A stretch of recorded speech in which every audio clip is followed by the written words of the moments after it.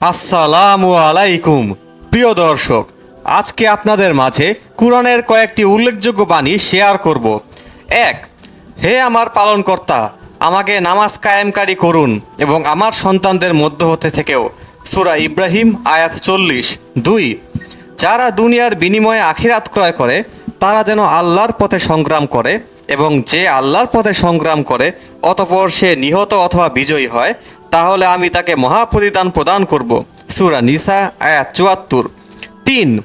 তোমরা পার্থিব জীবনকে পছন্দ করে থাকো অথচ আখিরাতের জীবনই উত্তম ও অবিনশ্বর। সূরা আলা আয়াত ১৬ থেকে ১৭। ৪. তোমার রবের নিকট প্রত্যাবর্তন সুনিশ্চিত। সূরা আলাক আয়াত ৮। ৫. পার্থিব জীবন ক্রীড়া ও কৌতুক ছাড়া কিছুই নয়, পরকালের আবাস পরহেজগারদের জন্য শ্রেষ্ঠতর। সূরা আল আনাম আয়াত ৩২। ৬. অবশ্যই আল্লাহ তাদের তওবা কবুল করেন যারা অনতিবিলম্বে তওবা করেন। সূরা নিসা আয়াত ১৭। ৭.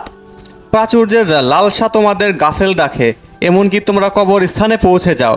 সূরা তাকাসুর আয়াত ১ থেকে ২। ৮. আপনার ভবিষ্যৎ আপনার অতীতের চেয়েও উত্তম হবে। সূরা আদ-দুহা আয়াত ৪। ৯. কেউ অনুপরিমাণ সৎ কাজ করলে তা সে দেখতে পাবে, কেউ অনুপরিমাণ অসৎ কাজ করলেও তাও সে দেখতে পাবে। সূরা জিলজাল আয়াত ৭ থেকে ৮। ৯. তারা কি কুরআন সম্পর্কে গভীরভাবে চিন্তা করে না? না, তাদের অন্তর তালাবদ্ধ। সূরা মুহাম্মদ আয়াত ২৪। ১১. তোমরা আমাকে ডাকো, আমি তোমাদের ডাকে সাড়া দেব। সূরা মুমিন আয়াত ৬০। ১২. নিশ্চয়ই নামাজ অশ্লীল ও গর্হিত কার্য থেকে বিরত রাখে। সূরা আনকাবুত আয়াত ৪৫। ১৩. আল্লাহ যদি তোমাকে কল্যাণ দান করেন তবে তার মেহেরবানিকে রহিত করার মতো কেউ নেই। সূরা ইউনুস আয়াত ১০৭। ১৪.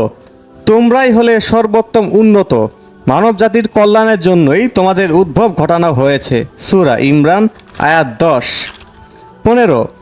আত্মীয় স্বজনকে তার হক দান করো এবং অভাবগ্রস্ত ও মুসাফিরকেও, এবং কিছুতেই অপব্যয় করো না। সূরা বনী ইসরাইল আয়াত ২৬। তো এই হলো কোরআনের উল্লেখযোগ্য কিছু বাণী।